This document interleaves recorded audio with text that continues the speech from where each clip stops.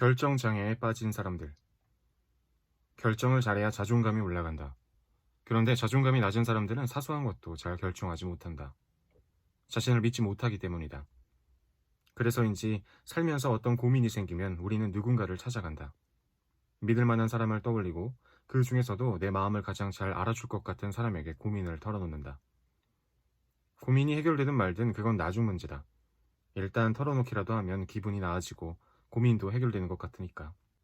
그런데 언제 어디서든 손을 내밀면 받아줄 사람이 있다. 바로 나 자신이다. 그러니 나를 믿을 수만 있다면 인생은 참으로 편해진다.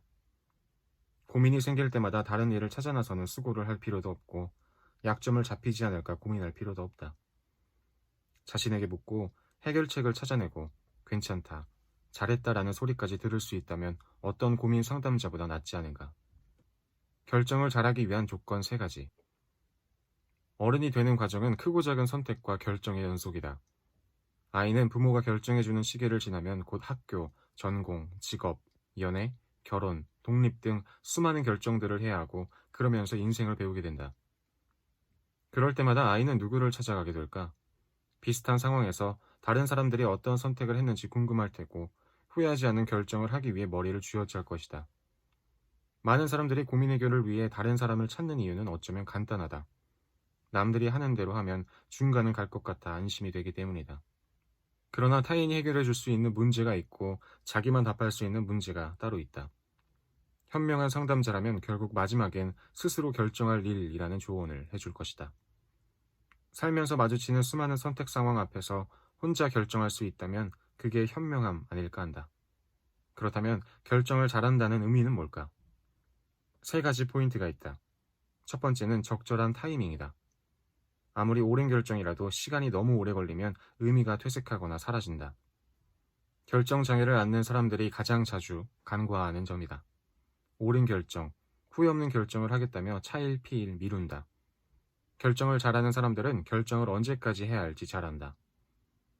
두 번째 포인트는 자신이 결정하는 범위다. 아무리 현명하게 결정한다 해도 그건 자신의 범위 안에 있다. 우리는 남의 결정을 대신 해줄 수 없고 미래를 결정할 능력도 없다. 예를 들어 내게 이런 메일을 보내는 학생들이 있다. 어느 학교 의대가 좋아요? 삼촌이 그러는데 의대는 서울대보다 연세대가 좋다는데요. 정말 그런가요? 이 학생은 연세대 의대에 갈 것인가 서울대 의대에 갈 것인가 밤새도록 고민한다. 하지만 지금 이 학생은 그걸 결정할 때가 아니다. 오늘 공부를 할지 어디까지 공부할지 결정할 수 있을 뿐이다. 결정에 대한 고민은 현재 자신의 범위에서만 고민해야 한다. 세 번째는 세상에 옳은 결정이란 것은 없다는 사실을 깨닫는 것이다. 어떤 결정을 했다 해도 그게 후회할 결정인지 만족할 결정인지 결정 당시에 확신할 수 있는 사람은 아무도 없다. 당시 최선의 결정이었다 해도 훗날 후회스러운 결과로 이어지기도 하고 대충 결정한 일이 엄청난 행운이 되어 돌아오기도 한다. 그 결과는 오직 신만이 알 수 있을 텐데 우리는 신의 뜻을 모른다. 인생사 세옹지마라는 말은 그래서 생겼을 게다. 결정을 잘하는 사람들은 바로 이 점을 알고 있다. 어떤 문제를 아무리 고민해봐야 정답은 없으며 사람에 따라 다르다는 것을. 어떤 결정을 하느냐가 중요한 게 아니라 결정한 후에 어떻게 하느냐가 더 중요하다는 것을 말이다. 그래서 결정을 잘하는 사람들은 결정하기까지 에너지를 많이 낭비하지 않는다. 결정 잘하는 사람들의 가장 큰 능력은 자신의 결정에 만족하는 힘이다.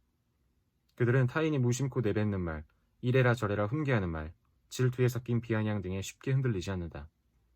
한마디로 마음에 줏대가 있고 단단한 자기 기준이 있다. 그런 사람들은 객관적으로 봐도 크게 이상한 결정을 하지 않는다. 주식 투자도 가진 돈을 몽땅 날려버리고는 내 투자는 옳았어 라며 허세를 부리지 않는다. 누가 봐도 상식적이고 함부로 뭐라 할 수 없는 결정을 한다. 처음부터 정답이 정해져 있던 것처럼 결정을 내리고 자신의 결정에 만족한다. 뇌과학으로 본 옳은 결정. 올바른 결정을 하는 과정은 감성과 이성이 어우러지는 과정이기도 하다. 보통 어떤 결정을 할 때 자신이 알고 있는 상식과 판단력을 총동원한다. 하지만 여기서 끝나지 않는다. 자신이 결정하는 것을 지켜보면서 감정적으로 동의하는 과정을 거친다. 결정을 잘하는 사람은 이때 무조건 자신의 결정이 맞다고 우기지도 않고 왠지 틀릴 것 같다고 불안해하지도 않는다. 과학의 입장에서 보면 이는 이성의 영역을 관장하는 전두엽과 감정의 영역을 관장하는 변연계가 적절히 작용할 때 가능하다. 이 중 하나가 잘못되면 문제가 생긴다. 전두엽만 활성화된 결정을 하면 실리를 취하는 결정을 할 가능성이 높다. 하지만 여기엔 감정이 배제되어 있다. 아무리 이성적인 결정이라 하더라도 감정이 만족하지 못한 결정은 현명하다고 인정하기 어렵다. 따라서 제대로 된 결정을 하려면 변연계도 함께 활동해야 한다. 그래야 타인의 감정에도 저해가 되지 않는다. 또 아무리 자기 입장에서 옳은 결정을 했다 해도 타인의 감정을 상하게 한다면 그것도 바른 결정이라고 볼 수 없다. 사회적 협의나 일반적인 관습을 무시하고 독단적으로 내린 결정을 지지하기는 힘들다. 무턱대고 긍정적인 태도만 강조하는 것도 위험한 결정을 초래하는 이유 중 하나다. 가령 중독에 빠진 사람은 결정도 빠르게 하고 후회도 잘 하지 않는다. 주식에 빠진 사람은 이 돈을 주식에 다 투자해도 돼, 잘 되겠지 라고 생각해버린다. 쇼핑에 중독된 사람도 마찬가지다. 이건 꼭 사야 해 하면서 자신에게 최면을 걸고 거짓 만족을 느낀다. 제 아무리 감정을 꾸며내 만족한 결정을 한다고 해도 그것은 좋은 결정이 아니다. 이성과 감성이 잘 어우러졌을 때 비로소 옳은 결정이라고 말할 수 있다. 결정할 기회를 박탈당한 사람들. 하지만 우리 사회는 이성적인 판단을 지나치게 강조하는 경향이 있다. 나는 이것이 지나치게 경쟁이 치열하고 교육열이 높은 데서 오는 문제라고 본다. 학교에 들어가기 전부터 아이들은 맞는 답만 찾느라 분주하다. 충분히 생각하고 자신의 의견이 정립되기도 전에 괄호 안에 들어갈 정답을 찾는 데 골몰하는 것이다. 학교에서도 아이들의 생각이나 감정은 뒷전이고 수학, 과학, 문제의 정답 찾기에 혈안이 되어 있다. 아이들은 이 과정을 통해 자신도 모르는 사이 이성적인 답 고르기에 익숙해진다.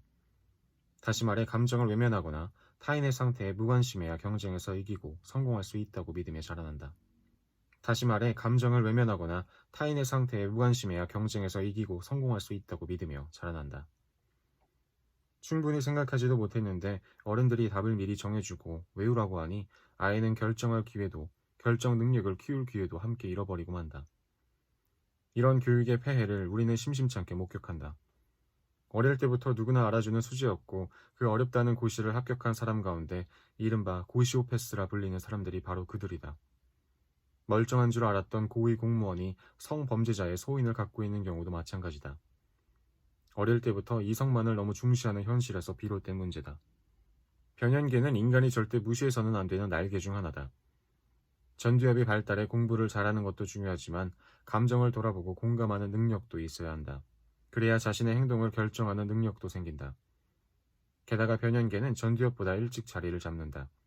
지적 기능을 담당하는 전두엽 피질은 20에서 30대까지 발달하지만 변연계는 훨씬 더 어렸을 때 굳는다. 그래서 어릴 때부터 스스로 결정을 내리는 습관을 들여야 한다. 아이가 후회를 할까봐 혹은 나중에 부모를 원망할까봐 어른이 대신 결정을 내려주는 실수를 범해서는 안 된다.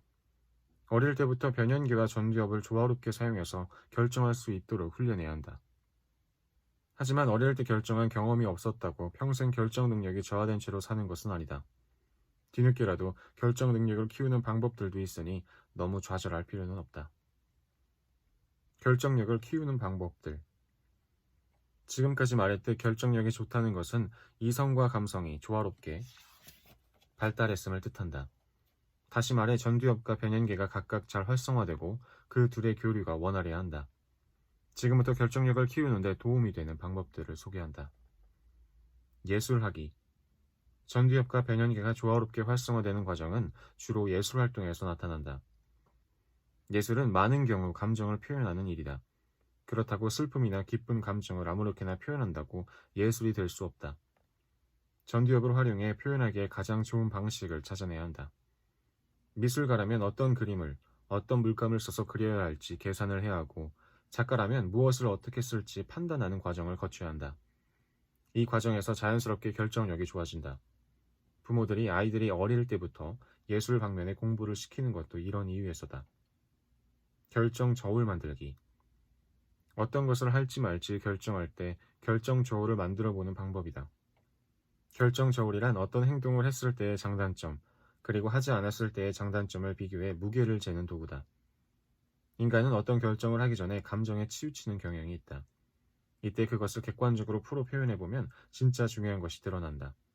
결정 저어를 이용하면 추상적인 감정을 객관적으로 볼 수 있다. 하고 싶은 것과 해야 할 것을 나누기. 요즘 뭘 해야 할지 모르겠다고 말하는 젊은이들이 많아졌다. 반면 꿈은 크게 꾸라 류의 자기계발 책의 영향 때문인지 하고 싶은 일이 너무 많아서 탈이라는 부류도 많다. 하고 싶은 게 많다는 건 좋은 말이지만 정작 꼭 해야 할 것은 하지 않은 채 꿈만 꾼다면 문제다. 뭘 해야 할지 머릿속으로만 고민하다 보면 막연하여 아무것도 할 수 없다. 그럴 때는 구체적으로 하고 싶은 것과 반드시 해야 할 것을 나눠보면 도움이 된다. 둘 다 하기. 해야 할 것과 하고 싶은 것 중 반드시 하나를 고를 필요는 없다. 이 둘의 교집합을 찾으면 된다. 가령 발표를 준비해야 하지만 그것 때문에 꼭 다른 것을 포기해야 하는 것은 아니다. 발표를 아주 멋지게 해냄으로써 회사에서 인정받을 수 있는 기회로 만들면 된다. 특히 진로 문제에서 갈림길에 놓이는 경우 가령 작가가 되고 싶은 마음과 취업해야 하는 현실 사이에서 고민을 한다면 평일에는 직장을 다니고 주말에는 글을 쓰는 방법이 있다. 또는 직장일과 관련된 글을 블로그 등에 기록해 나가는 것도 방법이다. 자존감 향상을 위해 오늘 할 일. 갈등 지점을 적고 그려보자. 자존감을 높이려면 작은 결정부터 잘해야 한다. 작은 결정들이 모여 큰 결정을 이루고 중요한 결정들을 잘 해낼수록 자존감도 상승한다. 자신이 갈등하는 것을 적어 놓으면 무엇을 고민해야 할지 명확히 보인다. 그러면 둘 중 한 가지를 고르면 된다. 그런데 금방 답이 나오지 않는다면 각각의 좋은 점을 적어둔다. 각각의 갈림길을 그려보며 선택지를 만들어 선택지를 따라가다 보면 자신이 올바른 선택을 할 수 있게 만들어줄 수 있다. 오늘은 여기까지 읽겠습니다. 오늘도 수고하셨습니다. 감사합니다. 안녕히 주무세요. 잘 자요.